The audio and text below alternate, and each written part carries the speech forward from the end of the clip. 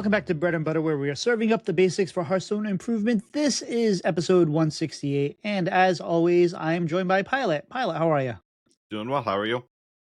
I'm doing all right, and as pretty much monthly, we have WorldEight. WorldEight, how are you? I am good. Good. Always glad to be here. Thanks for having me. And what have you been doing inside of Hearthstone, my friend? Inside of Hearthstone, it was a pretty interesting month for me. I was doing really, really well. But much like Icarus, I think I flew too close to the sun. And I was like, oh, I might even get like a point this month, maybe 2 points. Like I was doing really well. I was like, maybe I'll get 2 points. And then I went on one of my worst losing streaks I've ever had. Maybe like 10% win rate or something like that over the course of a week. And I've played enough Hearthstone to know that there's ups and downs, and then like you can hit these streaks. Like I've had a streak like this before, where I went on this terrible losing streak, and then I was able to kind of like come back by the end of the month, and that's what happened here too. And I don't want to like salt mine on this too much, but the losses, I would just be like, I have to walk away from this after like a game or two, because they were just absolutely incredible. But mostly was still playing a bunch of Warlock, and then I would dip into Wild too. It's what I always do when I'm frustrated with Standard, because I felt like Standard it's in a really good balanced place, but it's one of those situations where, okay, I've seen pretty much all the same decks since expansion launch, which wasn't too long ago, but I'd still like to see a little bit more variety after a little bit of time. So yeah, it's still playing a bunch of Warlock, but waiting until this new batch of cards comes out. How about yourself, Pylet? What have you been up to? Nothing too much in Hearthstone. Just had a busy enough week, and just didn't play a lot. I had started to kind of stabilize from my free fall the 2 weeks before. Got myself into the mid 2000s, and last day of the month I'm like, okay, I'll play a few games, kind of see what happens. Won the first 3, got myself within like a win streak of 11x, and then lost the next 3 and said, okay, there's my sign, I'm done for the night. So it is what it is. I finished mid to low 2000s, so which I'll take for how frustrating the last month was. Just a lot of games that Tito and I have talked about. I don't know what I could have done. They were just the Hearthstone gods decided that I was not winning those games when this and that comes out of nowhere. You just can't find something to do with it sometimes. So played just a handful of games to start the climb this month. I think I like 4-1 with the Demon Hunter. Played a little bit of Arena right before we started recording. I really liked the deck that I drafted. Elemental Mage in Arena has a lot of stuff and a lot of tools. Is probably, I think, Mage is towards the top of the list. I drafted a bunch of really strong cards. I'm 0-2, including the last game, losing to a rogue that had Dragon's Horde, a card that I had forgotten about until it gave them a Magmaw that I could not cleanly deal with. And then an Overlord Drakaru, the Shaman Wind Fury. Whenever it kills something, you summon it. It summons it on their side. And that I had the game until that came down. So I'm 0-2. Reliving last month, and it'll be fine. So yeah. So my last month, I played a lot of a Chrono Druid, which wasn't good. It was good enough. I had a lot of fun, but my rank plummeted, and we played some weird stuff, and I was okay with it. I have talked about in the past how I get conflicted between playing the fun decks I want to and trying to make content for those and whatnot versus my ladder anxiety and my nervousness of my rank and trying to get there. And this month, I had no problem. I was like, we're playing this deck. I love this deck. We're having fun. Let's go. and tweaked it a bit and had some good runs with it. I mean, there were times when I rattled off like 8 out of 10 wins and all that, but variance being variance, we plummeted a little bit. And then I played a lot of the Blood Unholy Death Knight with Herald, and that deck is super fun. But I have multiple times said that this month I'm going to try to play a little bit more seriously, and that then becomes, what is a good deck? And like, obviously we know tier A decks, tier B decks they're good decks, but when I say I'm going to play a good deck, can I get away with playing that Blood and Holy Death Knight? Does that count? Because this is a tier C deck, it's good, it's playable. Does that count? And I'm trying to figure that out right now. But to start this month, I've been playing Unholy Death Knight, triple Unholy Death Knight, and I started off, I was 14-1, posted that on Twitter, and you like this, WorldEight. Someone got back to me and they were like, wait, is this deck good? It's not in the VS report. How can it be good? It's like, if it's not in the report, they're like, wait, I'm so confused. And it's like, yeah, there are plenty of decks that are good with low play rates. And that happens in almost any stage of the meta, like Zarimi Priest. Yeah, hey, it's 53%. No one wants to play it. Same thing with this. This is got a couple new cards. It's got the Chow Down or whatever, but it's yesterday's news. People don't want to play it, but it's still a really solid deck as a tier B deck. So, plus I had demolished it, and with a little bit of confidence last week, I said, hey, I do not belong where I belong MMR wise. I have kind of artificially tanked my rank by doing what I'm doing. I'm a better than a 5-digit player, I think, anyway. So I think that also helped me climb pretty easily this month. I'm at D3. It's day 3. Is it May 3rd? May 3rd. We're D3. We've been kind of going through, and I'm also trying to start playing some of the other decks that I need to know for THL. The one deck I haven't started playing was the top tier list on HS Replay this week, which was Murloc Hunter. No Murlocs. You heard me right. It was wrong. There was some kind of learning thing in the HS Replay algorithm. I messaged my contact there, and I was like, Murloc Hunter? ? He's like, yeah, we're working on it. So don't be gaslit and think that Murloc Hunter is a thing you need to be playing, because it's not. Whatever. Good news, it is fixed. It is not showing 300 games of Murloc Hunter with only Rock Skipper being the top deck.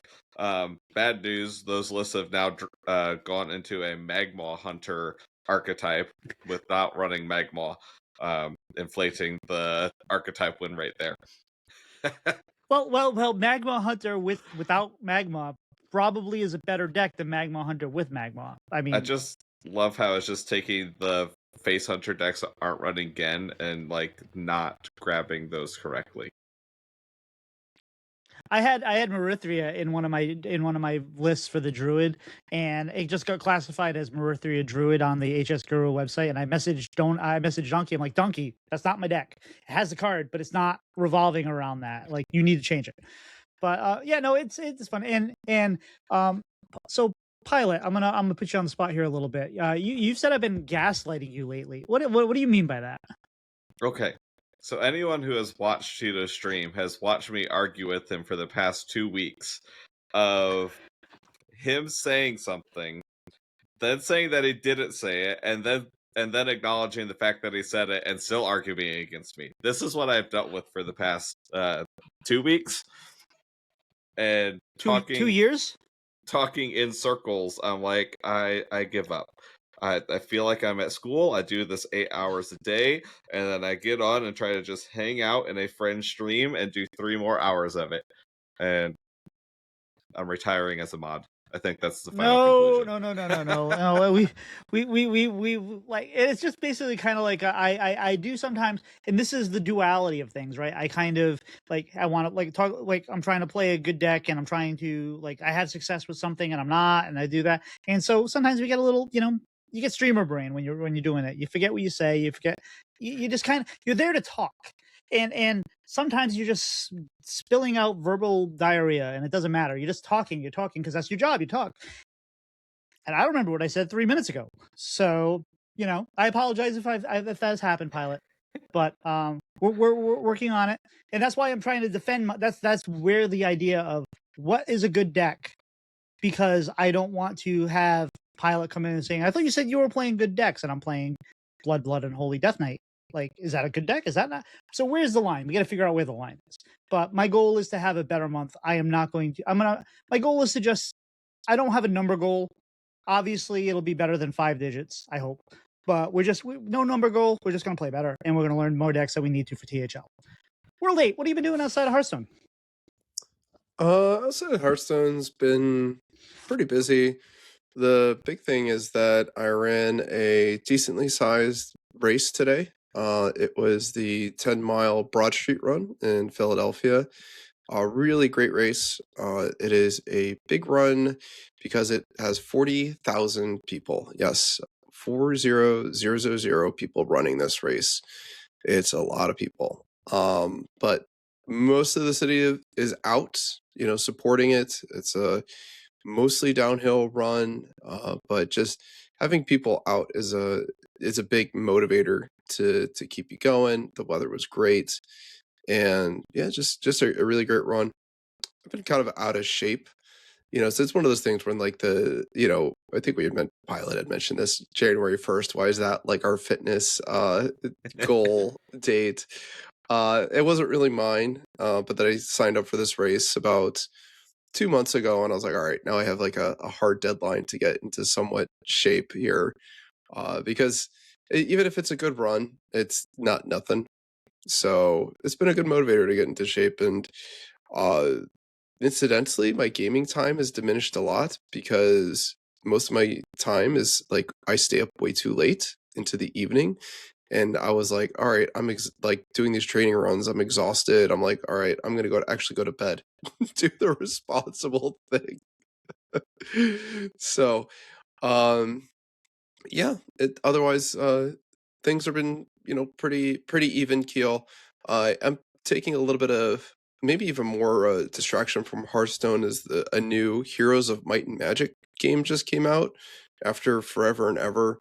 The game seems really good. The developers have put so much love and care into this game, so I'm excited to play a bit of it. It only came out like 3-4 days ago, so I haven't put much time into it, but it looks great.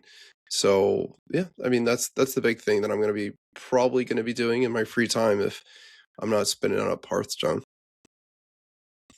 I'm pretty sure it was me complaining about the January 1st, but Pylet Oh agreeing. yeah. Because I know that always bothers me. It's like, why? Like, because I live in New England, and it's like, why are we trying to get in shape? Like, hey, January 1st, we're going to the gym. It's a blizzard. Like, I guess we're not. Like, we're not going outside. We're not working out. We're not, whatever. And by the way, round is also a shape. Pylet, what have you been up to?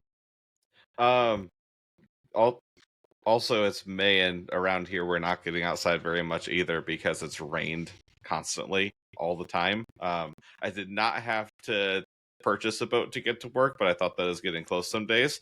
I did finally have a day where I was home and it didn't rain, so I could mow the jungle of a yard that I had until it rains again more tonight, tomorrow, and it becomes that again.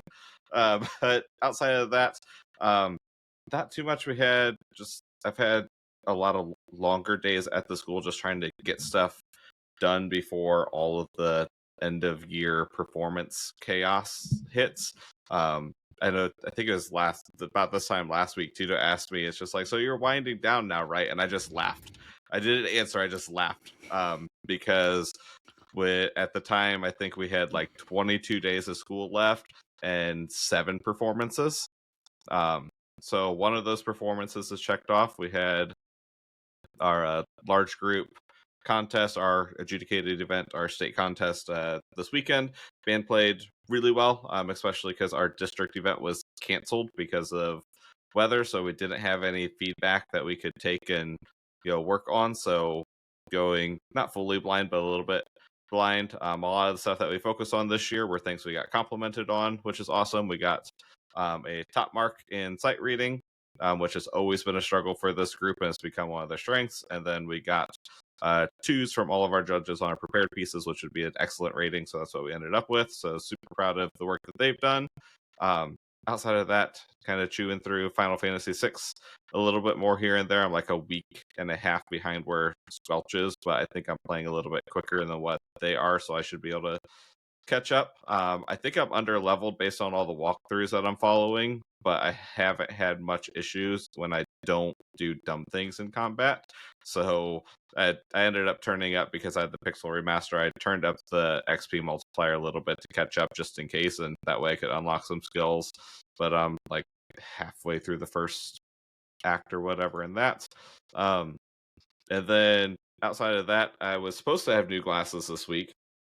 I went to pick them up, and she hands me a thing to read and be like, "Oh, how is this?" And I just said, "Whoa." She's like, "Is it a big difference?" I'm like, "It's not supposed to be. I see two." Somehow my numbers were incorrect, and I had to hold them like all the way up to my eyebrows and look out of the bottom of them to see straight. So I'm waiting on those to come back in. It was trippy.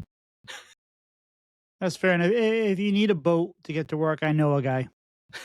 Sorry. One of my favorite jokes. So for me, we had crap weather all weekend. Like for the last 2 weekends, we were supposed to have been working on. So we tore up the backyard trying to find the septic tank. We already talked about that.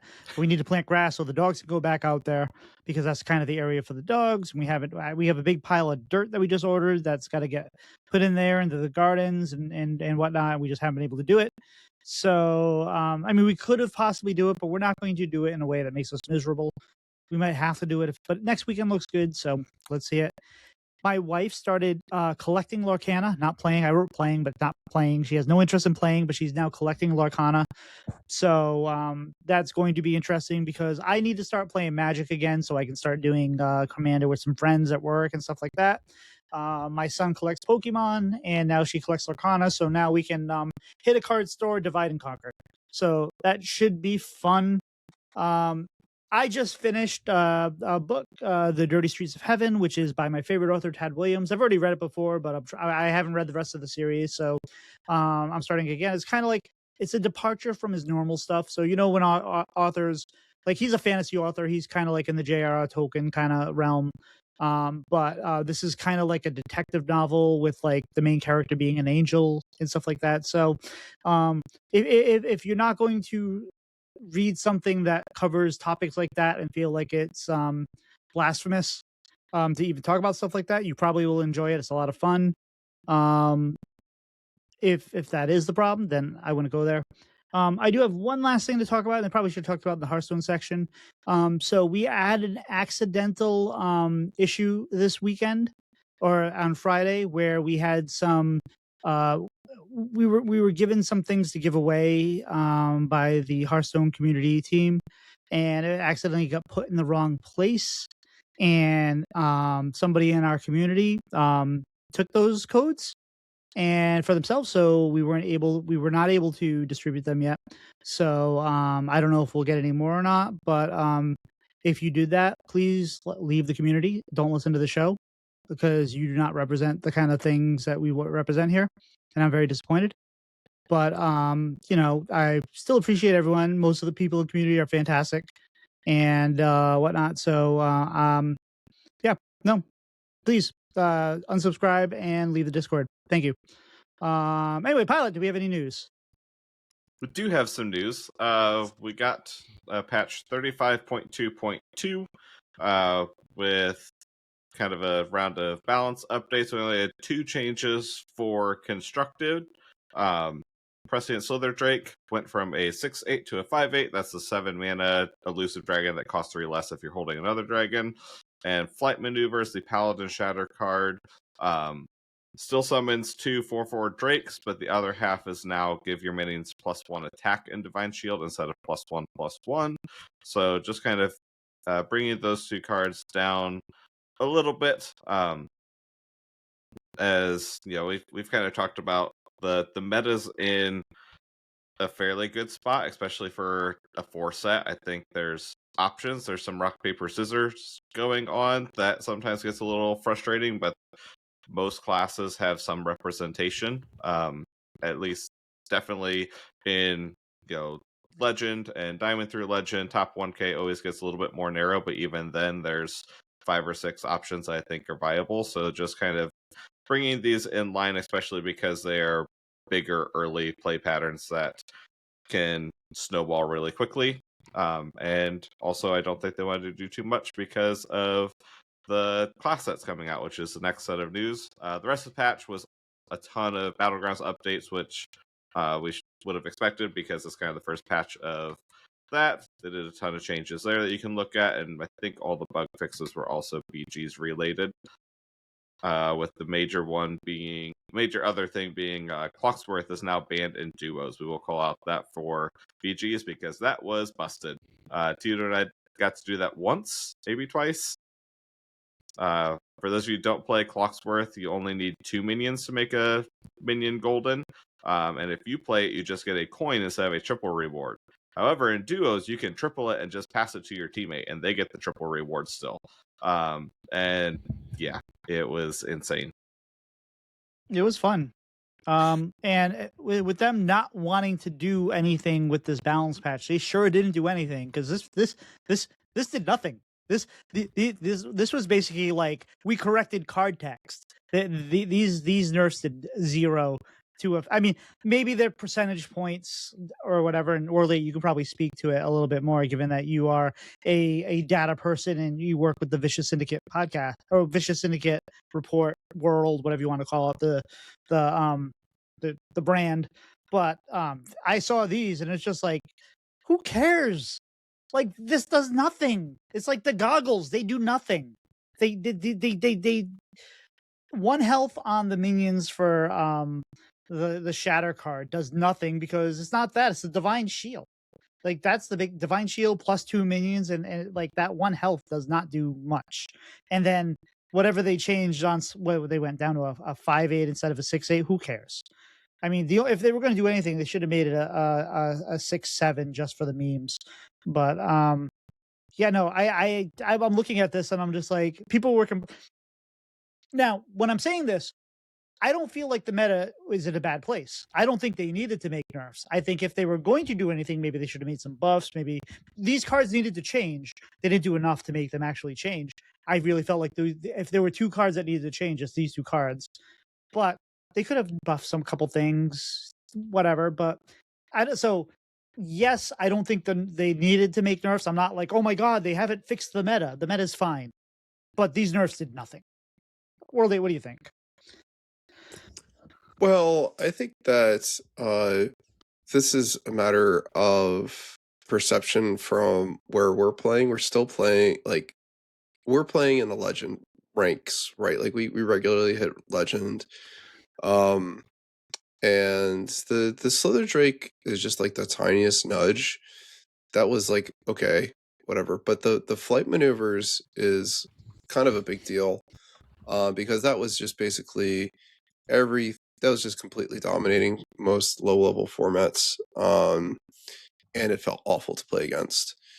Like, the Slither Drake, they're like, oh, they've got a big dude. All right, good for you. But if you saw that flight maneuvers shatter break, and then they dropped like a 1-drop, you're like, okay, this game is like effectively over on turn 1 based on their mulligan.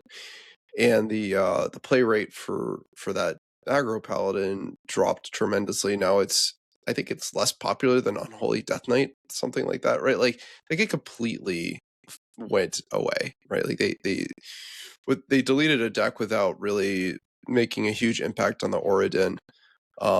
And I do want to have to give big props to Clark Hellscream for like figuring out this massive scam with like, we're always going to get flight maneuvers. Even though that's like the deck was just a a mulligan simulator.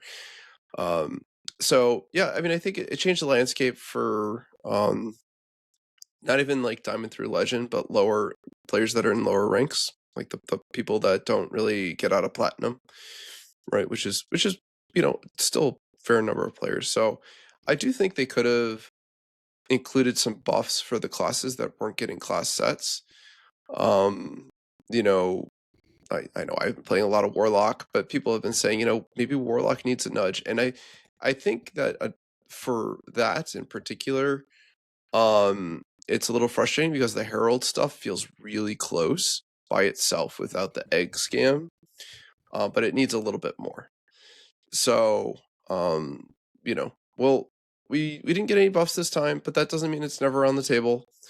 And but I disagree. I don't think these were nothing nerfs. Just particularly the flight maneuvers, and I guess they were just like, all right, Slither Drake's coming along for the ride. Yeah, but I mean, I hear what you're saying, and I think people just stopped playing it because they saw that it was nerfed. I don't think this nerf made a difference as far as the the the play pattern of the shadow card, the flight maneuvers. Yeah, and that's actually sometimes like an effect that these buffs and nerfs have. Specifically, you'll see these like random weird buffs every once in a while, and it's mostly the dev team being like, "Hey, you guys should really like take another look at this archetype. It might be good again." And sometimes they're right, and sometimes nobody cares. But there have been several times in the past where like the smallest nudge didn't actually really move the needle, but it did bring attention back to that class. And then more attention means more refinement, and more refinement means you'll get better decks out of it, and the whole thing will perform better. But yeah, even if it's just like to discourage people from that play pattern, then mission accomplished, I think. It's fair. Go ahead, Pilot. I was gonna say, I mean, this, like WorldEight talked about, I mean, these are full ladder nerfs more than higher legend nerfs. But the Slither Drake going from 6 to 5 attack nearly buys you a turn. With, if you're thinking how hard it is to get rid of this because it's elusive, and when it's coming down, taking one less damage when it's punching you in the face probably buys you a breakpoint of a turn of you're probably going to live with 3 or 4 rather than dying than 2 or 3 turns later, which gives a chance. And flight maneuvers was just so hard for basically anything that wasn't Demon Hunter to deal with. And even then, punching through the Divine Shield and then dealing 3 when this was coming down was tricky. It's easy to do much easier to do something to break the shield and then do 2 afterwards, because most of their stuff had 2 health between the Drakes and all the little 1 and 2 drops, to where it's a little bit more efficient to fully clean that up rather than, well, I can kind of chunk my way through half of this and then the second one comes down from fins and you have to do it all over again. And it prevents that snowball as well. That fins play is ridiculous. I just couldn't believe it the first time I saw that interaction. And the first time I saw that interaction, they had the fins in the mulligan too. So on turn 4, they went fins, and I just saw all the shatters coming back together. I almost actually won that game. That's how crazy that Tentacles card is, by the way. Yep. But regardless, it was I didn't win, but it was that interaction just strikes me as maybe not intentional. That's fair. Yeah. No, but they've actually, I believe they have said that is working as intended. So take that for what it's worth.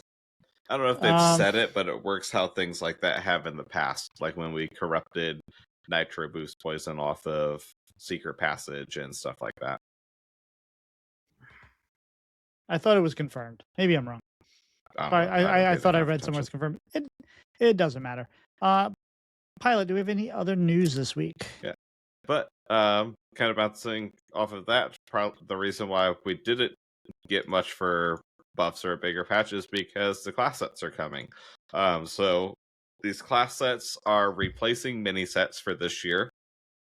They are still planning 3 waves of them, and with each of them they're going to give 4 different classes a set of cards. I believe we're getting 7 cards for each class with this run. So the reason they say in the blog post, the reason that they're trying class sets, focusing on fewer classes gives them a chance to give each of them a distinct game plan and kind of make a stronger class moment.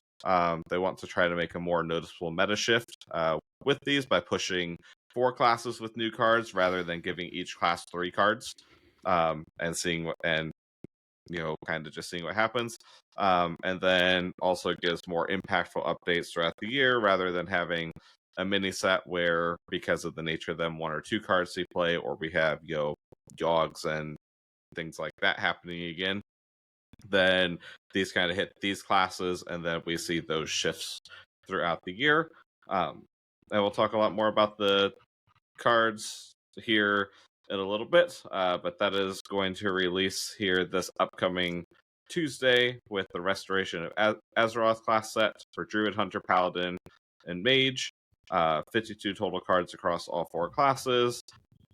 They are, the way that they're doing these, they are doing each individual class as a class set that you can buy for $10 US, 1,000 runestones, or 1,200 gold. Or you can buy the full bundle, which also includes 2 copies of a signature card as well as a hero skin for Hunter. That is $20 US, 2,000 runestones, or 2,500 gold, which I think is a little bit more than what the mini sets were. All right. So before we dive into that, so I have a question for both of you, and I guess me too, because I'll answer it. What do you think of mini sets versus the class sets? With not necessarily evaluating the cards and whatnot, but like, what do you think about the concept of, hey, instead of getting a mini set where each class gets 3 cards, we get a couple legendary, neutral legendaries, whatever it might be, but now you're getting the updates for your class now, and then you're not going to see any till next year. What are your thoughts? WorldEight, why don't you start? Oh boy. Okay. Short version, I like mini sets. I have in the past. I felt like they were pretty good value, for what you paid for, what you got. I understand their frustrations where they said, okay, we, feel like we can only release 2 to 3 cards within this mini set, and so that restricts design space. But some people say like mini sets have no impact, and I just basically point back to almost every single mini set having a major impact. Like there's almost none that I can think of that didn't have like a new deck coming out of it. I think we've even talked about this on the podcast before, where I don't know if that's going to be true of the class sets. Maybe we'll see that, but I liked the mini sets because I think they added more flavor to whatever the expansion was. They added complex versions of whatever the mechanic was. I thought was really cool. Right? You would take, and this would happen in like other card games too that had like follow-on sets where you're like, okay, we started off with whatever this original mechanic was, and we're gonna do something a little bit more interesting and challenging in the mini set. Maybe add a little bit of world building as well. Like they had some stories with the the Emerald Dream, and then that gets burned down, or with Umbra like coming in and stealing the egg. Like they had a little bit of chance for storytelling where whatever they did with it, they gave them an opportunity. Where class sets, it's not so much of storytelling, at least from what we're seeing here. Like it's just very generic. I'll be honest, I didn't even realize we had to pay for these. I thought these were just like free core cards we were getting, like we did Crusader Aura. Like I was like, okay, it's just because they're that generic, without any context. And I guess they said, oh, this is Restoration of Azeroth. I'm like, okay, like, but at first I was just like, oh, this is like a nice little bonus, like core sprinkled in over the year. But that's not the case. So, but I especially liked the mini sets that had dual class cards. I felt like that opened up a lot of the restricted design space that they had. It was a really cool place to do the dual class cards. I think they did that 3 times, where that wouldn't have worked in the main set. And yeah, I think I also give them a lot of respect for trying something new, right? It's hard to try something new. And we'll obviously see how it lands. I think there's a little bit of feel bad too, where this set, like I'm like, okay, I'm a Warlock player right now. I'm not usually a Warlock player, by the way. It just happens to be what I'm jamming. But I'm like, this class is in a bad spot. I'm not getting any support right now. That feels bad, right? Like, Druid's in a really good spot. Druid's getting more stuff. Hunter's in a good spot. Hunter's getting stuff. You know, Paladin's in a good spot. Paladin's getting stuff. Like, why is everybody else, like, who's already, like, doing well, getting even more? And it's like, well, you know, try this other thing. And okay, sure. But people, I'm not like a class main, but people are. And so they're probably going to get a little salty that they didn't get nothing. But people get salty anyway. Again, the short version is I like mini sets. I'll miss them, but I give them respect for trying something new here. Pylet, what are your thoughts? Yeah, I was very back and forth on mini sets. There were some that I really liked because they were just, there was a few that had just the very generically good cards that, you know, basically one of each could kind of slot into something. And I felt like then after a little bit we kind of strayed into we got a meta shift, but it's because we got one or two super broken things that took over when, you know, we had Yogg, we had Kazakhstan, we had those types of neutral cards just kind of taking things over, or some other deck that was already good and it got a really good card to go with it. I'm still unsure about this for the exact reason that WorldEight just said of, you know, we have three of the four classes that we're getting sets for were already in decent spots, and a lot of these cards don't necessarily, you know, super push the prominent archetypes for that, other than maybe Druid, because Druid got a lot more just generically good cards than packages in the other ones. But that was the thing that worried me of, okay, we've got a class that's already tier 1, and now they got, you know, an extra 7 cards that fit into that tier 1 deck, while everyone else is waiting 2 more months. So we'll see what happens with that, but that was my skepticism going in, and it's still kind of what I'm worried about as much as I'm excited to play with newer stuff. All right, so I have lots of thoughts on this. One, there's no rule that says they have to have only 3 cards for the mini set per class, whatever like that. They make the rules. If you want to make the mini set bigger, make the mini set bigger. If you want to say, oh, hey, Druid needs more love, Warlock needs more love, you can dynamically decide what you want to do when you release these mini sets. You can figure it out. Like, if you want to change the format, maybe change chart. But okay, the other thing is, we know that they're trying to figure out ways to make money, and they are a for-profit company that needs to make money. It's fine. Like, if you're a free-to-play player, you are fodder for people that want to pay money to play. The rest of the reason why you're here. It's fine. So if they want to find a way, why is it either or? Why aren't we getting mini sets? And then we have 12 months. We're about to have 12 classes when they release Monk. So why don't they have, hey, mini set comes out when it comes out. January is Mage month. February is Druid month. March is Warrior month. Just don't do it in alphabetical order. And then you could have your mini sets, do what you want to do, and you could sell us more stuff. You could sell us these mini sets, and if you don't care about it, if you only care about Demon Hunter, you just have to buy the Demon Hunter set when it comes out in November, whatever. But you still get the difference in the card change. Like, there are so many things they could do here, instead of just saying, like, I don't like that. If you are a person that likes a particular class, you're kind of like, well, I guess we have August, whatever. That doesn't feel right to me. I'd rather them keep the mini sets, and then also feel free to sell us these other sets, which doesn't bother me because you can still craft them and get them from packs. So it's not like you can't get them unless you buy these mini sets or you buy the class sets. You can still get them because they're going to be introduced to the pool. So I'm fine with that. So I think they just missed an opportunity here to just, rather than giving us $158 to get a pet off of Dark Moon Fair, hey, 1,200 gold or $5 to $10 to get your class set for that month, whatever.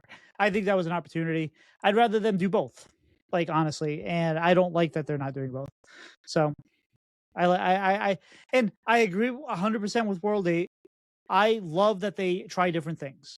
Like whether you like them or don't like them, people hated anomalies. I loved anomalies. I thought anomalies were awesome. I think they needed some tweaking, but I love the concept of anomalies when they were released into standard and whatnot. So and I understand why people didn't like them, and I feel you. I'm not saying you're wrong, but you're wrong. I'm just saying that it was nice that they're like, that was brave. Like, we're doing something completely different. Let's see how it works. And maybe it doesn't work, but it's fine. I know, Pylet, you weren't necessarily particularly agreeing with me on having both. Not at all. Partly because, so one of the things that I struggled with was mini sets, and this has gotten better over the, well, I don't know if I want to count last year as it getting better. One of the early struggles with it was we had so many expansions where, you know, we get the set release, they get the clear, you know, 2 big bads kind of taken care of in the first balance patch. They do the next big balance patch, and it's the best way that we have it. And then 2 weeks later, the mini set upends the whole thing. And, you know, I know that was a frustration for a lot of people, and that was one of my things with mini sets, to where I'm just like, we get the meta kind of figured out. We have something balanced, and now, you know, we get these 2 obviously busted cards that upend the whole thing. So that was where I was kind of back and forth. I was very much, I know for a while, there's people talking about, you know, should it be no mini sets and 4 main sets? And I kind of fell into that pool and group a little bit during that time. I don't think that keeping mini sets and adding these is at all the answer, when you were just talking about in the news how you're like, why didn't we get any buffs with this patch? How comes we got 2 nerfs that didn't do much of anything? If they're putting out a new class set every month, plus mini sets and new sets, main sets every, you know, 2 months on rotation, when in the world are they going to balance and buff anything? That's why we didn't get any buffs this patch, partly because of this coming out. Like, when is that following anywhere in the development cycle then? That's impossible. You can do it at the same time you're releasing these sets. There's opportunities. They have the ability to do it whenever they want to. I don't think that's a problem. I think, yes, will unbalance the meta, probably. Like, I think, like, this has been, Imbue Druid was a little bit much when we started. We've only had, I feel like this Cataclysm is the fewest, like, tweaks we've ever had to have this long in a set. Like, I feel like we've barely had any balance, and we're already into the mini set, and I think it's been great. And I'm okay. The meta doesn't have to be balanced. You can't have those gigantic, horrible outliers that whatever. And as long as they're quick to kind of deal with that, that's fine. I don't know. I think that's. I hear what you're saying. I agree with it on some level, the same level. Give us more cards. Like, is anyone ever going to complain about getting more cards? I don't know. When we get a bunch of junk fillers, yes, because people have complained about that for 10 years of the game's existence. But they've given us a lot less filler, haven't they? They have, because they're switching to this instead and doing the event cards, where we're getting some class cards in the event stuff. There's some other point that I was going to make, and I forget what it was. You just wanted to gaslight me, I'm sure, somehow. I do think, one thing with this is, you know, we're really just rebranding the mini sets over taking them away, because we're getting close to the same amount of cards as what we got in them. I think it's like 20 less, but by the end of the year, we typically got 3 cards per class in the mini set, and then sometimes the class got an extra one because of how the legendaries fell or whatever it was. And we're getting 7 per class with these, to where, yes, we're going to get a couple less cards by the end of the year for each class, depending on what they do with the event cards. So by the end of the year, we're kind of ending up at the same number This is just kind of grouping them up more to where if they want to do a package, it makes more sense to do something in this rather than, well, we're putting 2 cards in the package in a mini set, and then 2 cards in this main set, and then 2 cards in this main set, and hopefully people don't forget about it by the time we get the last bit of it. But I also think that I understand how the development cycle works, but I also wish they would look at the meta as it was going. Like, what is the meta? Which classes need help, and then use the mini set to like, oh, here's a couple cards that is going to boost this particular class because we know it needs it, and make that more of a dynamic thing rather than, hey, this is what it's going to be because we already decided it 5-6 months ago. That was my other point. If they designed the cards so far in advance, and I know that there have been a couple mini sets where they've said like the development of those have been later than the main sets, but they're still well enough in advance that it's very, very difficult to say, oh, well, we were going to make this class set this, but Warlock's in a bad spot. Let's bump that up 4 months. Like, that's if Warlock was planned for the very last class set of this year, there's no chance that they're able to add it into this one unless they've already designed those cards this time last year. But you could look at the cards that you've made, and you can look at like, okay, here. Not if they're not made obviously, yet. No, but you can look at the cards that you have, not necessarily for like this new style, but like with the mini sets we had, and you can look like, hey, there's been some times where like one shaman card has been all the difference to like just give it enough to go in the right direction and stuff like that. And you can look and be like, hey, like we have some really smart developers that know a lot about Hearthstone, right? So you can see and like what is I don't know what's a good class. What is Warlock lacking right now? Well, here's the archetype we want to push, and here's the card we're about to release. Is that really going to change anything? And obviously, you don't have millions and millions of games played, but you can figure out like, well, maybe this needs to be a little better, or maybe this needs to be a little worse, or whatever it might be. And you can do that kind of work.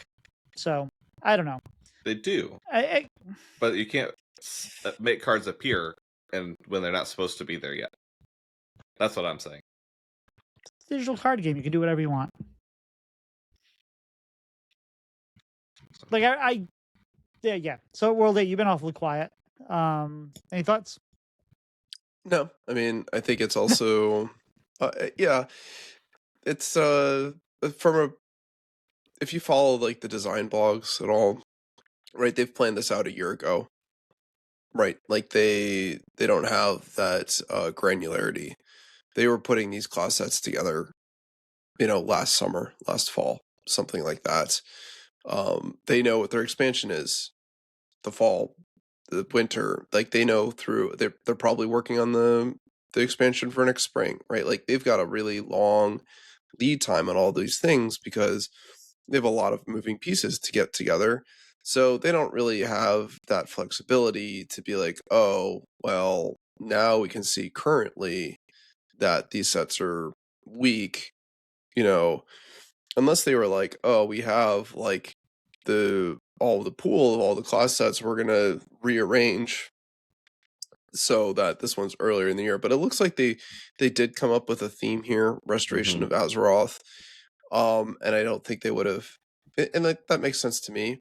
And I don't think they would have shoehorned some like evil Death Knight into this one, right? Like, here's the Restoration of Azeroth, except here's all these zombies eating everybody. Or, whatever you want to, do. But it's, there's still some thematic here. But you can keep the theme. You can keep the theme, and especially if you had the mini sets, you could be like, here are the 3 cards. Here, what are they doing? Are they going to move the needle? No. Well, then, can we buff these to move that needle? Can we like say, oh, hey, we have this card that's like, hey, restore Azeroth Druid, and it's a 5 mana, blah blah blah. But like Druid doesn't have a card drawer, so let's tack a card drawer onto it. Does that make it too overpowered? How can we do like you can do stuff within the constraints of the balance that they're doing with the theme that they're doing and the cards that have already been designed without changing them. Yeah. And again, I'm not a card design person. I am armchair quarterbacking. What they do is hard. It is very difficult. I am not trivializing that, but I'm just saying that you can they have these abilities. This digital card game, they can. We've heard from them that saying, hey, in the last week we changed things from 4 mana to 5 mana, whatever like that. We know they can shift things when they need to. So I don't think either of us are arguing against that. I think we're arguing you can't switch a druid to a warlock a month before it releases. No, and I get that completely. Okay, that's what it sounded like you were arguing.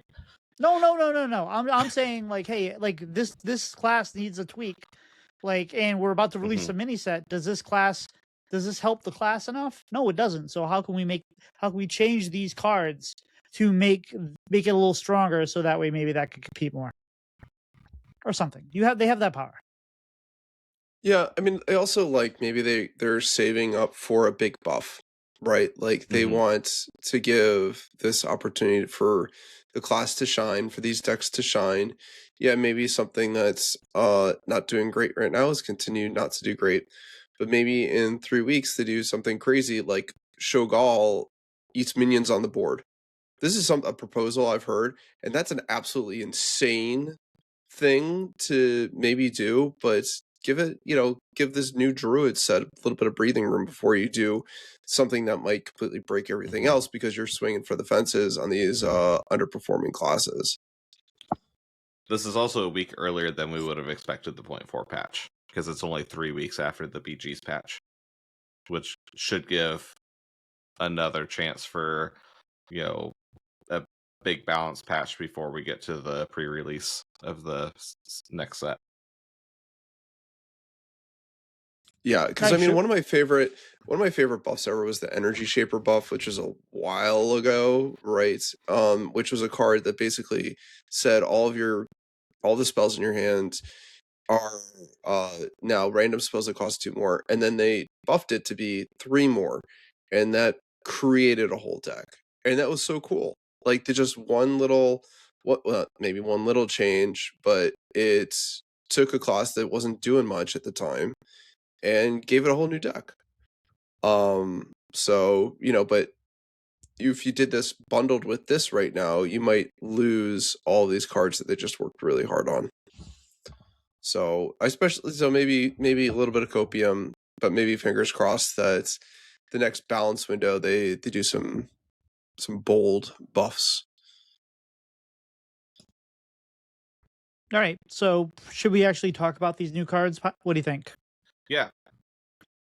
And I apologize, Tito, when you go to show them on screen if I mess up the formatting. I did miss one card when I was making the show notes. There is a neutral that they're adding with this as well. That is the signature. That is a bonus if you get all 3, and it's in packs as well. So while Tito gets that pulled up, we'll go ahead and talk about the neutral first. Cultivating Sprite, a 3-mana 3/3 Battlecry. Get a 3-cost bulb that casts 3 random 1-cost spells. It upgrades each turn, and that is a 3-mana nature spell that it gives you. So if you squint and look at this really closely, I think Gorgon's Ormu is somewhere in the background as well.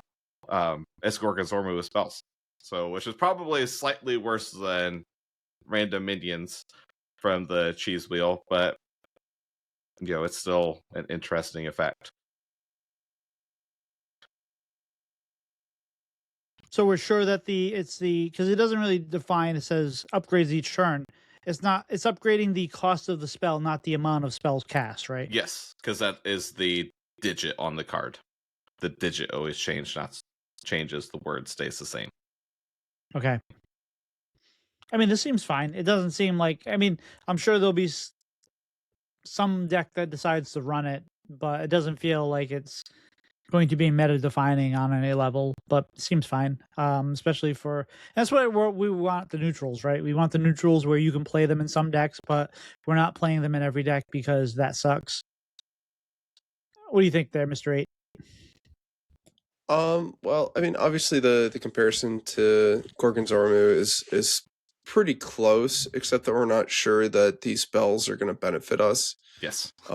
Generally, you want to just be casting random stuff is better than nothing, but it's a lot different than being like, oh, I'm going to get if you sat on Gorgonzormu on like turn 6 or something, you'd be getting a whole bunch of 5 drops. Like, and it was a really good deal. Mm-hmm. And here, you don't really know what you're gonna get unless you really curate it and sit on it.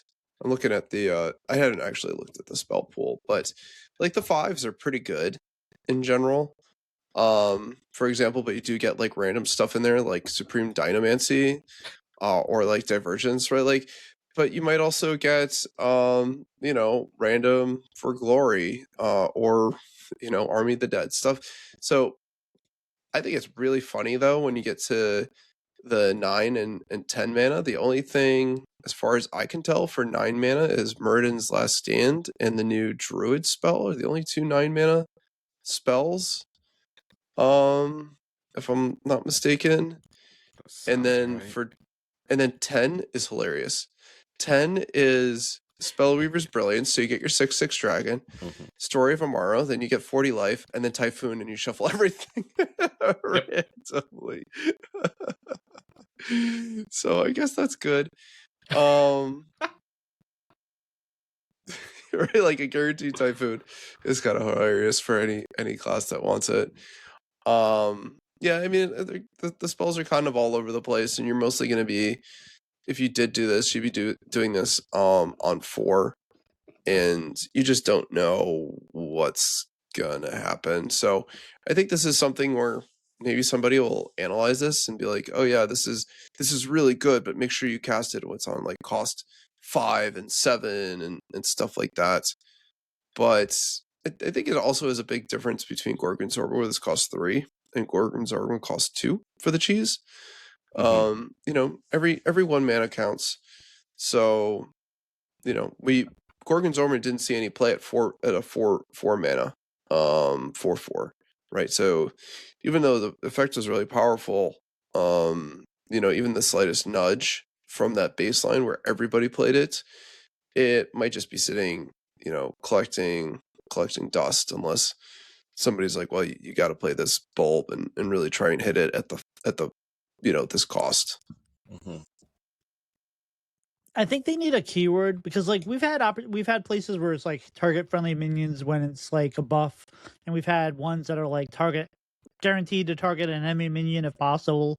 We need one that's like balanced with something like this, like that.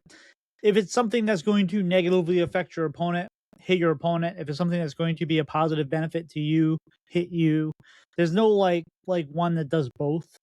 And with this one, it's just like, this is almost guaranteed you're gonna like fireball you in the face, right? So, and that's part of the randomness. But I wonder if like we have half measures of that kind of balance.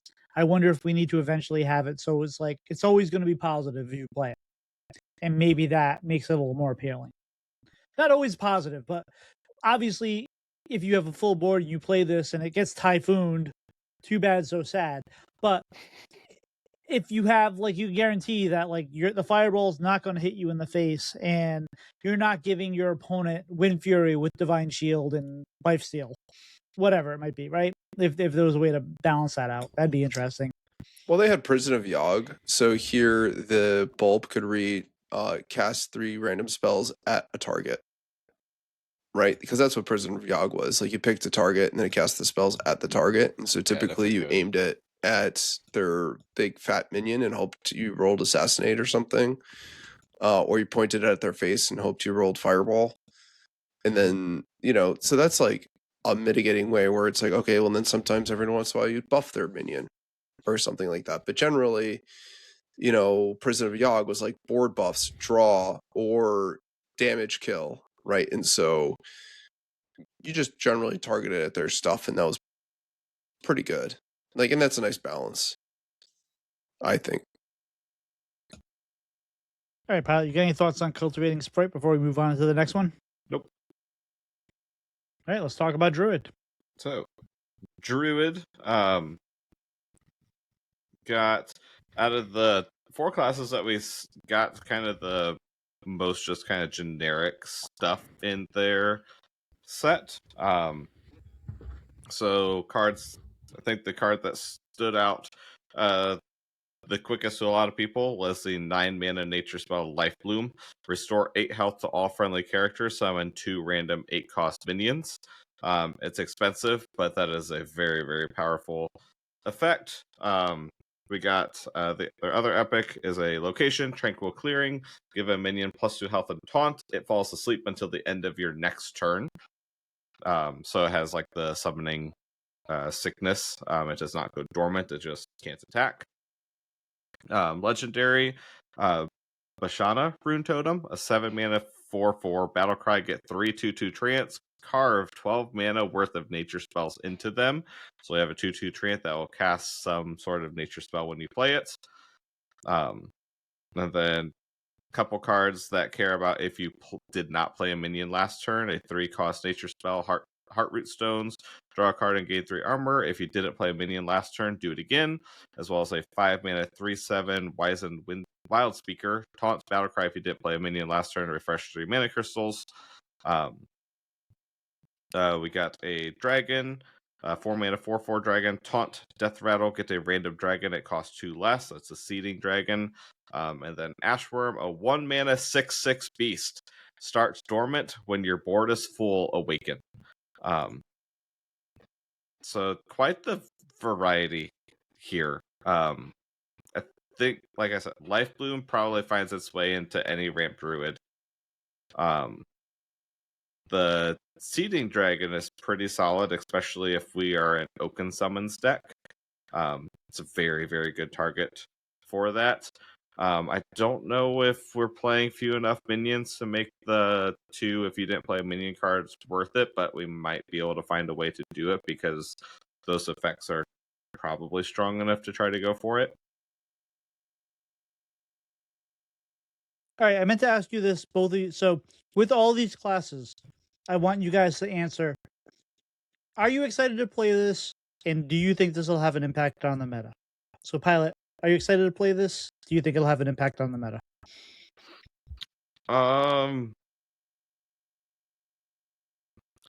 I think it will have an impact. I just don't quite know how much just because these aren't packages like we're getting in the other 3. Like I said, Life Bloom I think finds its way into Marithra, the ramp druid, pretty quickly. The legendary feels like getting 12 mana of spells on Treants it feels like it should be good enough, but it feels like this effect is never enough unless it's like 10 larger for the number than what it should be.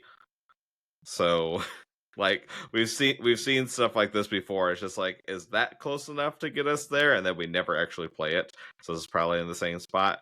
I think the Life Bloom, I think the dragon find places fairly quickly. The others, I don't know. All right, WorldEight, what are your thoughts on Druid?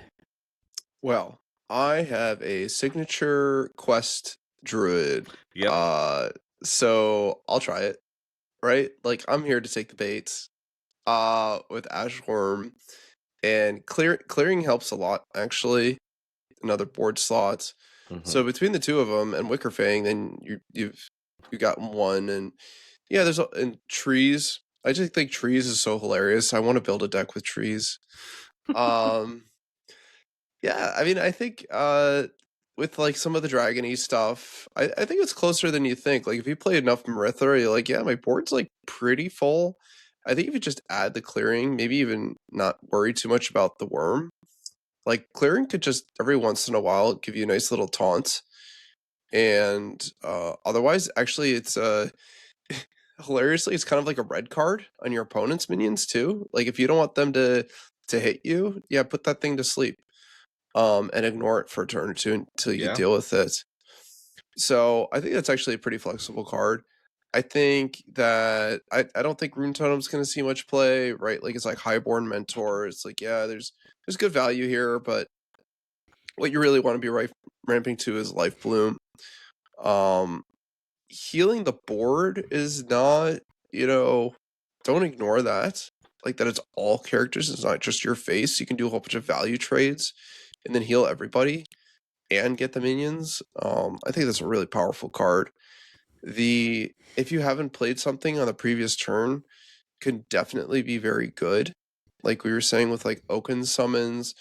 It's funny because it'd be really, really good in Imbue Druid, right? Because instead of playing a minion, you just click your button. Mm-hmm. And this is nature spells, but the deck was nerfed. Maybe, I don't know. I don't think it's going to bring it back, but it would have been even more disgusting, I think. It's, what you really want to do is you want a Wild Speaker into the Heart Root on the same turn, which is a 3/7 with 6 armor, draw 2. Like, that's a pretty crazy turn without too much restrictions. I could see probably Heart Root also just kind of like making its way into a bunch of ramp druids as well, like because you'll do turns where you ebb and flow and you Horn of Plenty, right? Like you're just kind of like not doing anything that previous turn, and like 6 armor draw 2s is pretty solid. So the question is, are you excited to play it? Yeah, I'm definitely gonna try. Like I said, specifically quest druid stuff, because I'm on the cope train for that. But I think we'll see a lot of these cards, because there's already a really strong archetype that could support them. Mm-hmm. So you already answered, are you going to play Druid? Do you think this will affect the meta? I mean, I think that Marithra is already a pretty tight list is the thing, right? Like, these are competing for some pretty tight slots. Is it going to impact the meta? I think Life Bloom probably will, more than anything. But I don't think it's really going to create... Maybe Quest Druid will be a new deck, but it's not going to really change it too much else. See, I feel like these cards are all over the place. Like Ashworm, cool. Ashworm's cool.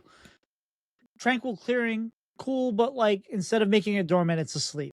So instead of having like that dormant synergy, you don't, right? So like you could probably have worked in that Viper there, whatever it's called, the one that is cheaper if you have dormant cards. Maybe found some kind of way to make some dormant druid deck, especially since that's a Demon Demon Hunter card. That's a Demon That's not Hunter neutral? card. No. I thought that was neutral. Anyway, okay. But like it still feels like it's kind of like weird that it's like, hey, you can either be asleep or you can be dormant. I don't know, whatever. And then you have the Wizened Wild Speaker, which is Battle Cry if you didn't play a minion last turn, refresh 3 mana crystals, but they didn't give us a 4-cost spell to like play before it that kind of feels like a natural play into it. And I know we have 4-cost druid spells like you have Oaken Summons or whatever like that, but when you're releasing a class set, like what are we supposed to expect? And I would almost expect the synergy there, right? So I'd almost expect, hey, you want to play our 4-cost spell, which then leads into this 5-cost minion that expects you to cast like this 4-cost spell because there's the synergy there. And the Rune Totem, like carve 12 mana is such a weird thing. Like if you're gonna say carve, make it a keyword and like make it black so I can highlight it and it actually explains what the card does. Because carve is like, we understand what it means. We understand what we think it means because we're engaged players, but it's such an arbitrary word that it should be like, well, what does that mean? And make a keyword. Just say carve. It means we're going to, like, you could actually get Life Bloom and you can get like a 10 mana spell and a 2 mana spell and an Innervate. Who knows, right? So explain like what that is, because that's weird. And I know a lot of times they're like, well, if you play the card, you'll understand it. Sure. But just give it a keyword. Who cares if it's only used once? Carve means this. And then we've already had other cards that carve. Just we have, like, what's the one? Instant Multiverse. That's like kind of a similar kind of thing, right? Only we're not carving it into minions. We're doing it. I don't know. So I think these are interesting cards. I'm looking forward to playing them. I'm sad that when everyone brings up the Highborn, what was it? Highborn Mentor. Because we revealed that card, and that card needs to see more play. But yeah, no, I mean these are all fine. I think some of these these will find places and homes in different decks, but I guess I'm trying to understand what the class set is supposed to be. because this doesn't necessarily feel like this is putting you in any particular direction. It's kind of like, here's some cards. Here's some druid cards. Go nuts. And that's different than some of the other sets. So I don't feel I don't know. I feel like this druid feels kind of all over the place here, whereas some of the other sets feel a little bit more tighter and more cohesive. So I don't really know what to think of the druid set, but I mean, some of the cards seem fine, so we'll see. Pylet, what's our next set? Our next set is Hunter, where Hunter did get a more focused set for the most part, with a lot of the cards dealing with animal companions. Gonna get to the other two first because they're totally unrelated, more or less unrelated.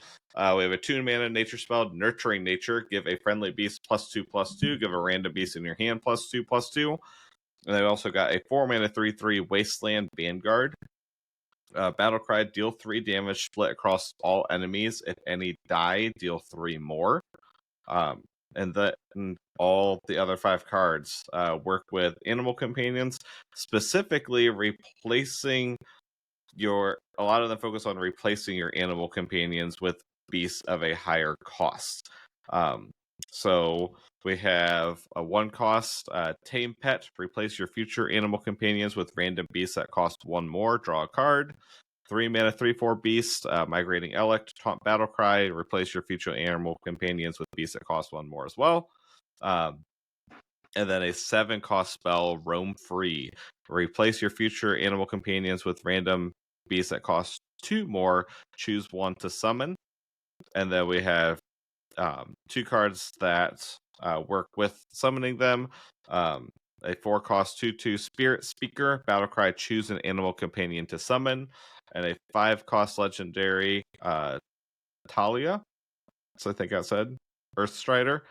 Battle is a 5-mana 4/6 Battlecry. Your cards that summon animal companions summon 1 more this game. So obviously with this, they're working on kind of a evolve your beast thing. There is still, you could play the ones that summon the companions without actually playing the others. And when you do summon animal companions off of the regular cards, you would choose them, or they would summon 1 more. These would also work with animal companion and with Call of the Wild. Is that the 8-mana spell? Because that is back in core this year. Yeah, that sounds right. No, it's by my side, to my side. Pretty sure Maybe it's I'm Call wrong. of the Wild. Yes, Maybe Call I'm of the thinking Wild. one. The to my side is 2 of them, right? That's like that was a wild card that brings 2 of them to play. So yeah, Sure. Yeah. So Pylet, what are you thinking? This feels like something I would be baited by, but I also feel like I haven't checked in a ton, but I've seen enough of Sidisi talking these up and him being excited that it feels like there might be something here. It feels like you've got to hit the curve pretty quickly and not get punched in the face very quickly. But there's possibilities, especially if you get the evolves going, because the Roam Free is obviously very expensive for Hunter with it costing 7. But if you've bumped them up already to where if you've played the others on curve, if you're getting the extra 1 from the legendary, then that's very, very possibly 7 mana for 2 7-cost beasts, where you're choosing the what you're choosing between the 3 that you're evolved into. So when you do have this choose, from what I did see, once they evolve and change into the higher cost, it stays that. So it's not like you go up from 3 to 4 and you're going to keep the same 4-cost beast while you're on 4 mana. While you're on 5 mana, it'll be the same 5-cost beast. It's not going to be the whole pool of 5-cost beasts and it's a completely random what you're getting. So then you can kind of be like, oh, I've got some good options on this. I can wait on this Tame Pet for a couple turns, get some of these because they help me get there, and then go from there. I don't know how good it'll be, but I think it's something that is interesting enough. It's something that we've seen somewhat work before. The difference is I don't know if we have the high enough impact of when we were doing things like Hollow Hound with Rush and things like that to kind of stabilize and get through the mid game. WorldEight, what are your thoughts? Well, the first two that don't have to do with animal companions don't seem great to me. I think those are just going to kind of be they're part of the filler. Nurturing nature might have been okay if it was choose a beast in your hand, because we now have that technology, right, to choose things in our hand. So that would have been a nice touch. I don't see why that has to be random, because what I would like to have done with nurturing nature is to do like a hand buff hunter deck again, right? Like, because we still have the Rune Bear and some of the other like Emerald Dream cards that like care about being buffed. But if I'm playing, like, I need other beasts in my deck to like have it on the board and stuff like that. So if I was able to play Nurturing Nature with like Rune Bear, I'd be pretty happy. But it seems like it'd be just a little too optimistic there. Anyway, all the annual companion stuff is weird. I'm just gonna say it. It's a little odd, right? Like pre-evolving things, and it's a little hard to wrap your head around. Like that you're building a new pool of annual companions, and are they really like that much better? Hover's a pretty good animal companion. Like I'm pretty happy with that. Or Levek with the board buff. Like all the annual companions are kind of like above grade to begin with. Except for maybe Misha, but we love Misha. And there's a lot of effort to make it into like we're gonna make a board based deck here. My challenge is that like the current Dragon Hunter is like way more aggressively statted than this, like right off the bat, and it's not very playable right now because it's too reactive. It gets kind of just like run over by things, and I don't see how this random beast stuff is going to be much better than like Dragon Hunter, to be honest. I would need, and maybe I'm going to be completely wrong on this, wherein somebody plays Brawl Bear Mantle and they summon a whole bunch of 8/8s or 8-mana stuff, but I'm not seeing it right now. I mean, another comparison that I have to make is like Imbue Paladin. Imbue Paladin's kind of doing the same thing here, right? It's juicing up some future random stuff that you're generating, and the tempo on that's actually a lot better. Like the cards that you're playing are not bad at all for immediate impact, and you just have to pay one extra mana on top to like shuffle stuff into your deck. So they definitely cooked here. Maybe it's better than I think, but I'm not too optimistic about this, even though it looks really fun. I don't know if I'm going to take the bait here. I don't know. I think it's interesting. I think nurturing nature is better than you think it is, specifically if you're running it in Quest Hunter, because if you have like, hey, you're trying to get that 1, 3, 5, 7, and if you have 2 3s in your hand, you can play this and get your quest done quicker. Possibly, I think it gives you a little bit of flexibility there. I'm not saying it's good, but I think it's probably better than you think it is, in a particular situation. I like the concept of the animal companion things. It's kind of like, hey, what if animal companions, but you pick different ones? It would be interesting if like you actually get to discover the 3 of them, but that would probably be way too slow and hard to do. So I get that, but like I get that they have migrating Alec as a 3 cost, because if you had some kind of like 4 cost and you were able to discover him as one of your new animal companions, maybe that kind of moves you along too fast. It seems fun. I think that I think there's a lot of options here. It's going to depend on what your beast pool is. I don't know what the beast pool is like, and it'll definitely change as we move into new sets. So this right here, maybe it's good, maybe it's not, maybe it gets better, maybe it gets worse every time we get a new expansion, depending on the options you get. But it definitely seems it's thinking outside the box, right? It's definitely like how do we take something that a time honored tradition and spice it up a little bit. And I don't know if it'll be good, but I think it'll be fun. And much like Pylet, I think I'm probably going to take the bait at some point. And I hope it brings CDC much joy.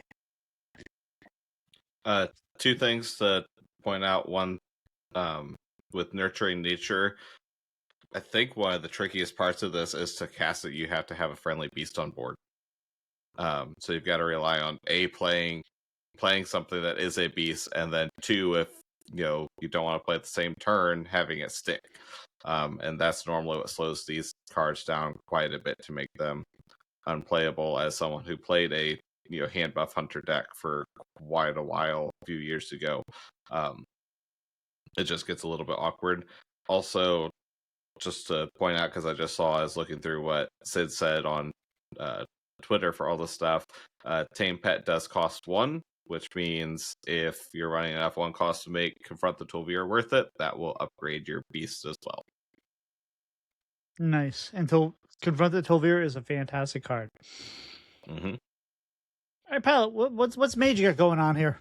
Mage has stuff going on. So Mage received, I think everything is in this package of cards.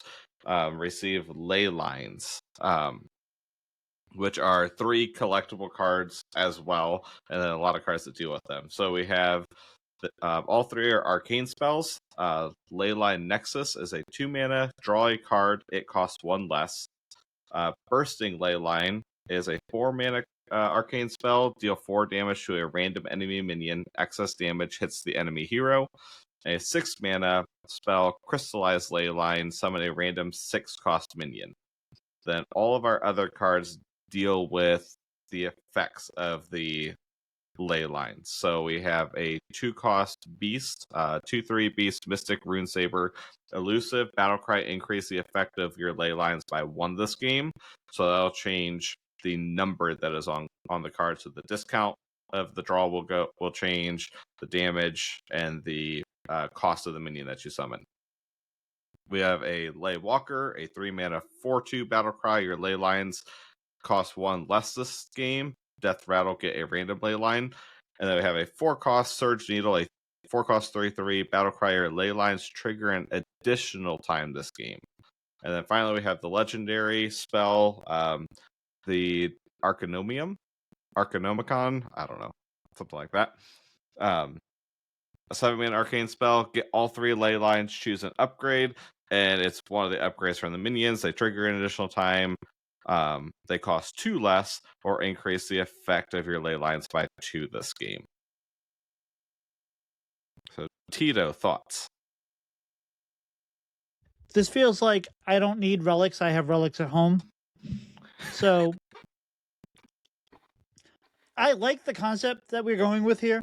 It definitely feels a lot like something that is like relics or rifts or whatnot. And it's like, maybe it doesn't hit right away. Maybe it does, but we can tweak the whole thing because they're all tied together. But yeah, the one thing I feel like is missing is I don't feel like the Arcanomicon or whatever it's called is really the payoff that we want it to be. Like, I forget what it was, but when you played Relics, you had that one minion that cast all 3 of them, and it really kind of felt like that was like a real good payoff. This doesn't feel quite the same to me. I could be wrong. So I'm going to reserve judgment because it's really hard to kind of like picture these minions that you're getting and the spells and all that. I like what they're going for here. I'm not sure if the payoff is going to be worth it as far as like a game-winning thing that happens. But this is a package you can put into many different things. You can have, this is like a sub-package, right? So your goal is to do these ley lines and stuff like that, but you can take this package kind of like you did with the relics and put it into some other kind of deck and have some, possibly try to find some synergy here. I don't know what that is yet.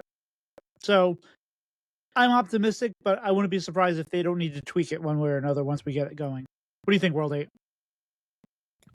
So yeah, I mean, we can make a comparison to other things from the past, relics, but also Librams, and we can look and see where were these successful, where were these weak. Relics actually weren't playable on release. It's kind of hard to remember that, but they needed a buff. Even though like their scaling is actually better than this.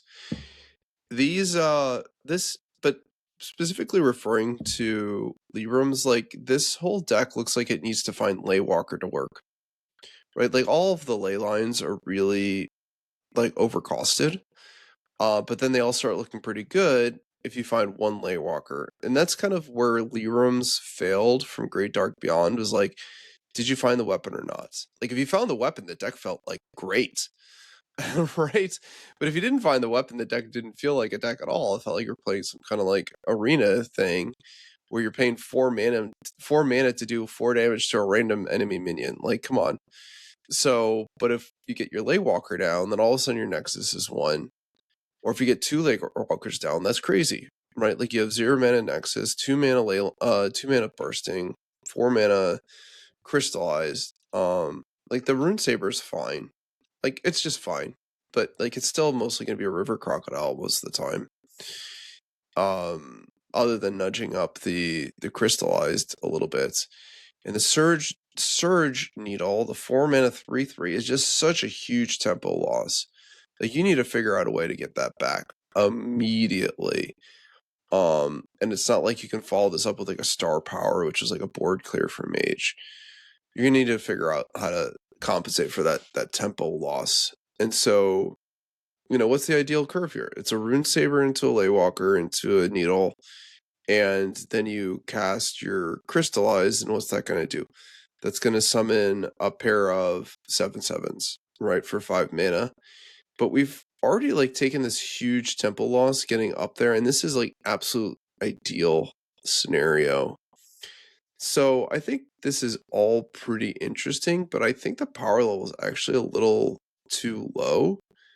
Obviously, if the game goes long, this all gets a little crazy, especially with the legendary spell. But the legendary spell also kind of has this like huge tempo loss, right? You're spending 7 mana to not do anything.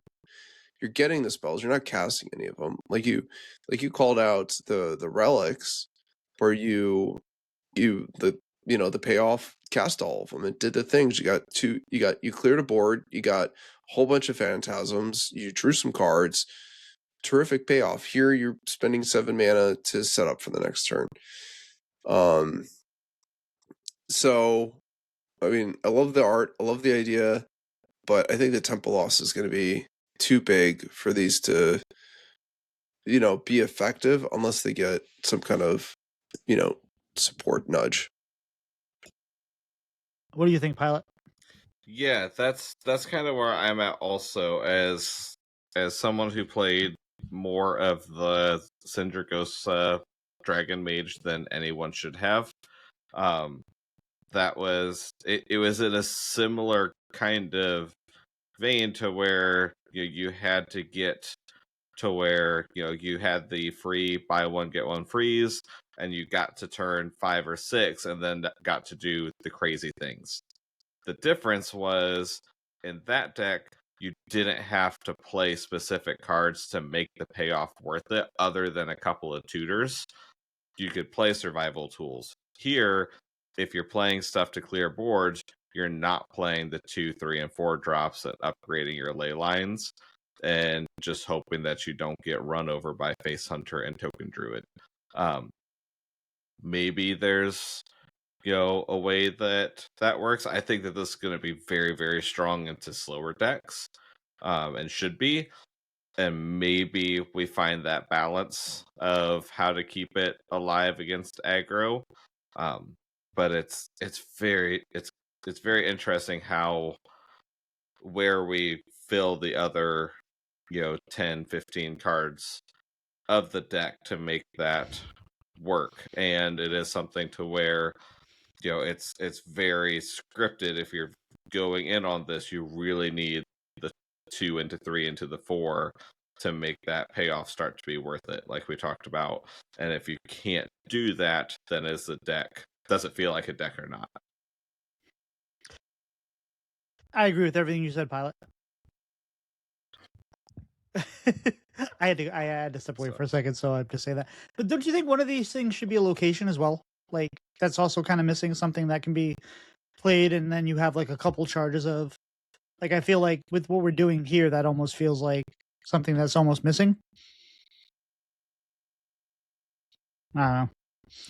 Yeah, no, I mean, I think the other thing too is like if you're playing like I hate to be like class focused on here, but if I'm a mage and I want to do scammy things that dominates other kind of decks, like I'd just play quest mage here, right? Like instead of like relying on leyline summoning random 7 cost, maybe 2 of them, I'm gonna finish my quest and I'm gonna play, my taunts, right, and get some random huge 8 drops, or my Raptor Herald and get some stupid, just like a stupid board right out of the box, with very little requirement, and you're actually getting like the discover cards are fine along the way, like you add flexibility to it. So people are gonna try this for sure, but is it gonna be better than Quest Mage? Arguable. Probably not, to be honest. I am people I who will try this. Yeah, we're all people that will try this. But I'm actually, definitely doing this on Tuesday. well, but what you're saying makes a lot of sense. What if we what if Crystalline Leyline was discover a random 6 cost minion and summon, and what if you had one more huge discover? difference. Yeah, that'd be a huge difference. That'd be the and payoff. then you could play it in Quest Mage. Then this goes right into Quest Mage if you have a couple more discovers, and then you Discover might make it more awkward because Mage doesn't have a lot of minions. So then it limits it to if it says Discover, then it's just Mage and neutral rather than anything. Yeah, gee, it would really suck to get more Mystic Rune Sabers and Laywalkers. We can't get those though. If we're discovering a 6 cost. Sure. But I'm just saying if they had other Discover things that they could have. I don't know what the pool is. I hear what you're saying, but it's going to get bigger as we go through the sets, right? It is, but I'm curious if we're looking at Mage and minions. Sorry, I've got extra filters on. So if I'm looking at a 7, I would take a Tony. I'd be okay with that. But the rest are all understated battle cries or Volcanus. 8 is Asina, and there are no 9s and 10s. So then you're looking at only the neutrals, compared to if I'm on 8 and I roll a Dracorax. I'm pretty happy with that. Yeah. So it'll be interesting. They clearly, with them making them all arcane, they're also trying to give Cinderosa another shot as well. I don't know if it has a shot without having a 0 cost copy. But that is something to where if we find a way to make that work, then duplicating, casting Bursting Leyline multiple times is probably an OTK. Yep, that seems good. All right, so let's talk about Paladin. What do we got for Paladin there, Pilot? We have recruits. We have large silver hand recruits. So think most of all the cards but one say silver hand recruit somewhere on them, and the one that doesn't almost does. So Paladin got a bunch of ways to buff and summon silver hand recruits. We have a 2-mana 2/1 Brash Battlemaster, Rush Death Rattle, give your silver hand recruits +1 attack this game. A 3-mana 3/1 Draenei Resilient Savior, Divine Shield. After this loses Divine Shield, give your silver hand recruits +1 health this game. That can be recurring if you give it Divine Shield more than once. And then Emboldening Blade, a 5-mana 3/2 weapon Battlecry, give your silver hand recruits +1/+1 this game. Then we have 2 spells that summon recruits. 2 cost Holy Spell Convalescence, summon 2 1/1 silver hand recruits with Divine Shield. That card is just nutty in any Paladin deck. It does not need the rest of the Silverhand recruits to play that card for sure. And we have a 4-cost card, Teamwork, summon and get for 1/1 Silverhand recruits. So you'll summon 4 on board and they get 4 in hand. And the Silverhand recruits cost 1 mana if I remember correctly. A 3-cost epic spell, Charity. Get copies of all friendly minions that died this turn. Give them +3/+3. And then finally, the legendary is a 5 mana 5/6 Ardor the Redeemer. Battlecry, double the stats of all friendly Silverhand recruits and give them taunt. That is the ones on the board. That is not for the game. WorldEight, what do you think? My dudes. Yes. It's hard to my dudes. It's something. You know, well, as the cards are being revealed, right? Like I was like, okay, I kind of see what they're going with here, but the card that's kind of sells me on this whole thing is Convalescence. If that card wasn't here, I'd just be like, this set was a wash, but that's a real card. As Pylet mentioned, this is a card that goes into just kind of most Paladin decks that care about early board. Like this is your Morbid Swarm that goes into anything that is early, anything that goes late.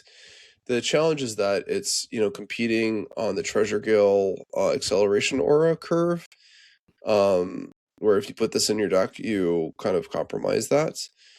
But it's just a really solid card. And I could see, some kind of low-cost Paladin deck playing Treasure Gale with this and like a Hand of a Doll or something like that, right? In terms of recruits, it's tricky to make them interesting enough for people to play them, and then not just like be dominant, I guess. It's kind of funny because you're like, oh, how could recruits be that good? But it wasn't too long ago that Odd Paladin was like the best deck in Wild for a brief moment, which is kind of funny. Because when you can spam it, these dudes, they can get out of control. And there's not a lot of good board wipes right now. So you'd be kind of surprised how hard it is to clear a muster for battle where they all have +1/+1. And that's kind of where Teamwork is trying to like give you a lot of things to work with there. I don't think it's particularly interesting design for the Silverhand recruits. Like I really loved them in Nathria when we had like Sous Chef and Buffet Biggin. Like those are really cool. Like I thought those were really cool Silverhand recruit. Like and I think Promotion was there too, but like mechanisms there. And these all kind of poorly compared to even like War Leader, which was like a staple for a long time. The 3 mana 3/4 that gave all your recruits +2 attack and taunt. So there's a lot of setup for a tokeny deck. That what are we trying to do here? We're trying to like go midish to late game with a whole bunch of 1/1s. I don't know. I mean, I think what we really want to do is Battle Master, Convalescence kind of stuff.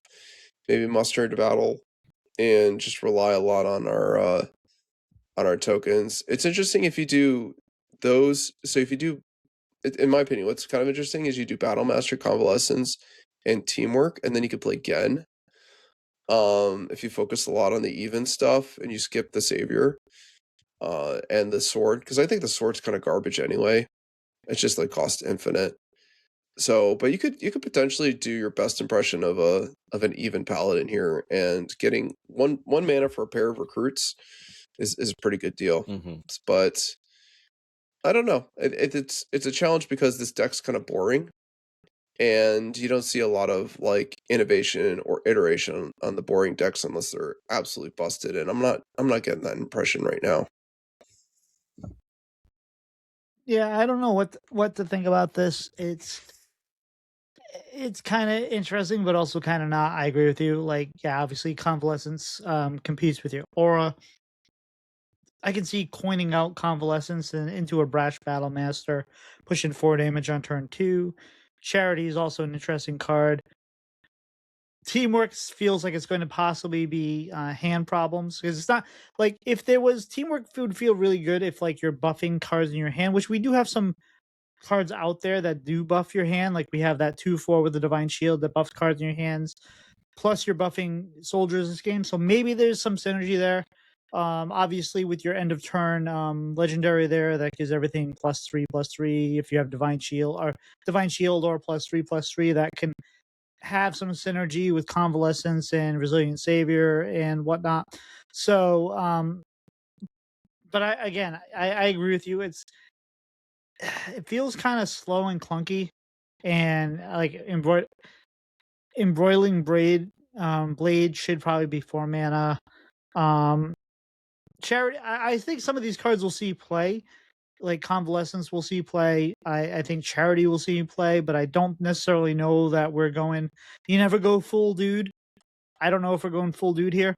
So I think they're interesting. But I'm not sold yet. I will try it, but I'm not sold yet. Pylet, thoughts? I mean, it's something that's it wants to curve out very specific minions and cards. But if you can get the buffs rolling, then I think that it has a shot in what the current meta is, and none of the class sets included a lot of board clears. So playing 4 buffed recruits on turn 4 is going to have the same effect then as it would now for chances of sticking. Charity, I don't think sees play. I think Charity is a little bit too awkward and slow. And Blade is awkward because I think 5 feels too expensive. I could see 4 being too much, but it naturally competes with teamwork, so maybe 4 was fine. And then I get Convalescence competes with the Aura, but I think I'm fine with either. In the original versions of the deck before rotation, we were running, I don't remember what other spell we were running with it, but we were running Aura plus something else, and we were kind of okay with it. I think I'm fine with getting the mana or getting 2 1/1s with Divine Shield along with my Treasured Gill. I think I'm just fine with that. All right. Well, I guess we will see how this change from mini sets to class sets switches out. So anybody have any final thoughts before we wrap the show up? I think it's a little disappointing to see these class sets, and they just are another version of your things get better by 1, right? Because that's kind of what we saw with like Imbue, right? And that's kind of boring, in my opinion, right? Like this, your animal companions get better by 1. Okay. Your dudes get a tiny little buff, better by 1. Okay. And I don't know. I guess I see where they're going, like with some kind of inevitability. Like that's a way to close out the game. Is eventually you're summoning like 3 10-drop beasts, right? Like so then the game ends. But it's just a little frustrating to basically just be going off of like the Jade Golem template so much later, right? Like because that's it I don't know, just doesn't strike me as particularly exciting to be honest. Pylet, got any final thoughts? No, I'm excited to lose a lot of games with Mage. I know that's how my Tuesday is going to. That's not how my Tuesday is going to be spent. I have a concert on Tuesday. That's how my Wednesday will be spent. And I don't know if I'm allowed to play these decks because I have vowed to play good decks. But if decks are unknown, does that count as good decks, or bad decks or unknown decks? I guess we'll figure that out. So WorldEight, question of the week. Since you weren't here last week, what are your thoughts on the end of Twist? Womp womp. I love Twist. I love the idea of Twist. But it's like, I was thinking about it. It's like that person you were dating forever ago, and you have this idea in your head of like how great that was, and then they ghosted you. um yeah, I think they could have just done so much more with Twist, and it was really frustrating for it to just be sitting there not getting any support. Maybe it should have never been a ranked mode to begin with, I think, is kind of like my opinion. Was it like we had duels before that, okay, and duels had two modes. Duels had a casual mode where you could just do whatever you wanted to, but then also had an MMR mode, and the MMR was just the same as Battlegrounds, right? Like you could have a MMR of 1,000, you could have an MMR of 10,000 in duels, right? And I always thought Twist could have had the same thing. Like, sure, you want to like have it as a tavern brawl kind of thing, like you just want to go in and splash around with your dual class mechanism for a month. Go in, have that fun casual. At the time, they weren't even introducing new tavern brawls, right? They were just rehashing some old ones that were kind of like stale, and you'd go in and you get your pack and you wouldn't think anything of it. But right, like in my opinion, you could have had you could have had a casual and you could have had an MMR, and if you didn't have to support a ladder system, how much different is that than having a tavern brawl with a number on it? And I would have been so much more compelled to play that. I like having a number, even though it doesn't mean anything, right? I would have been like, yeah, I'm really good at this, this ever-changing format, stuff like that. So I feel like, somebody put all this love into Twist. They even put some monetization into Twist, and they left, and it just sat on the shelf. And there's a whole lot of half-assed efforts, excuse my language, to like recycle a bunch of formats, and they're like, oh, I guess no one's playing it. And it's like, okay, you basically gave us classic mode. You've tried it 4 times. Nobody picked it up because it was essentially classic. Yeah, nobody cared about it. And they did come out with a really cool format, Whizbang's Heroes, that put a whole bunch of effort into balancing it. They put a lot of effort into making these decks, and we got 2 months of it. You know, I would have maintained Whizbang's Heroes for them. It was not that hard. They had all the decks. It's you don't have to keep balance like updated with standard. And you can fiddle the numbers to be like, okay, Arthas is way overpowered. Give him like 2 less health, right? Like there's some balancing there, but it was pretty well settled when they left, and there's a lot of cool space to do things. Like with Whizbang's Heroes, like it was all about the hero power. Like you got to do essentially an imbue hunter / attack druid in Crush, and that was a really fun mechanism to do. You got a big beast and hit him in the head, but that was like, you get beaten by Marin, who would cost like 1,000,000 coins in the same game.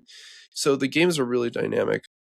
So I'll miss Twist. I think it's a shame that, after all that time, they're like, well, we didn't see the community really, responding to it. And it's like, you literally didn't have an update for 2 years.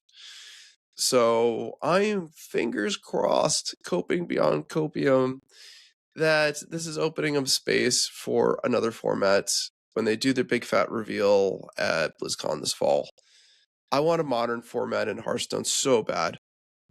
Start at Sunken Plus, and or something. Maybe I think people would love to have like Scholomance Plus, but then you have to deal with like, what do we do with all like the Stormwind cards? Right, or like give us the last 4 years, something like that. Like I want something between standard and wild, because even though I enjoy wild, I don't know. I just really miss some of the cards that we had recently. I'd love to keep playing with them, because you can't take those cards that we were playing with and bring them to wilds. They don't compete there. when you're dead on turn 5 to Quasar Rogue or Shadow Priest or any other pirate deck, or you still can't play with those cards that were really cool. So anyway, Twist I think was just kind of mismanaged, and it's a real shame, and they should have gotten, if they didn't want to do it, they should have gotten it out of the client a long time ago without just teasing us with it being in there. That's fair. Well, if you'd like to support our show, you can do so by joining our Patreon over at patreon.com/BreadAndButterHS, and you can be much like our patron of the month, Torby Funderson. You can get raw audio early. You can get access to members' channels on Discord. You can help shape future questions. And if you'd like to help us in a non-financial way, you just let people know about the show, let us know how we're doing, and maybe give us a 5-star review. It really helps. Or you can give us an Apple review and tell us how we're doing. If we actually see those, we'll read them on the show. And obviously, please look for Bread and Butter HS on YouTube. We just put a bunch of clips from the Mick Bannerface episode, which was fantastic. So, yeah. WorldEight, if people are looking for you out there on the internet, where can people find you? The best place to find me is on Discord, WorldEight, it's just spelled out. And you could also find me streaming occasionally on Twitch, WorldEight_HS. But I mostly hang out in other Twitch streamers' chats, and you'll probably find me there. But I'm not too active on social otherwise. And Pylet, where can people find you? You can find me Pylet712, Pylet, on Twitter and Blue Sky, as well as Discord. And you can find me at titosantanahs on Twitter, Twitch, YouTube, TikTok, and other places, especially YouTube. WorldEight, you think you'd like to promote or shout out this week? Well, I'd love to promote the Vicious Syndicate podcast, but we haven't run it in almost 3 months now, so hopefully we'll get that back online soon, and I'll be back out promoting it. But just a shout out to all the mothers out there, all the moms. If you have a good relationship with your mom, make sure to talk to her, call to her. Not just on Mother's Day, which is coming up, but I think they like hearing from their kids, even if they're grown old men. It's tough being a parent, and just hearing from their kids, I'm sure would mean a lot to the moms out there. WorldEight says call your mom, but also don't forget your wife. Pylet, do you get anything you'd like to shout out or promote this week? I think the only thing I have is shout out to my younger sister. She graduated college this weekend, so going into elementary education and intervention. Pylet's sister, avid fan of the show. And I would like to shout out the community team for Hearthstone, which they have a very, very thankless job. They have put in a lot of work. And either they have the people that they like that are still asking for lots of things and demanding lots of things. And then you always have to deal with the people that are less than enthusiastic or problematic. and that is a very tough job. So shout out there. And also shout out to the folks at Snap Second Dinner, who there were layoffs this week, and that's really tough. And you never want to see anybody lose their job, so really hoping they land on their feet. And final things, over the last couple of weeks, I've relaunched my second podcast, Talking Hearthstone, which is a solo podcast, which is basically my attempts to get my ranting out before I get onto the Bread and Butter podcast, but it doesn't always work. But basically, it's in the kind of the same kind of idea of what Walk to Work is and what Off Curve was, where it's just basically a solo mic where I'm just talking about whatever the heck I feel like talking about. And, you're looking for a little extra content since the Vicious Syndicate podcast is on hiatus. Hope you give it a chance. Maybe you'll like it. It's definitely not going to be as data driven. I promise you that. But anyway, guys, I think we're toast. We'll see ya. See ya. All right. See ya.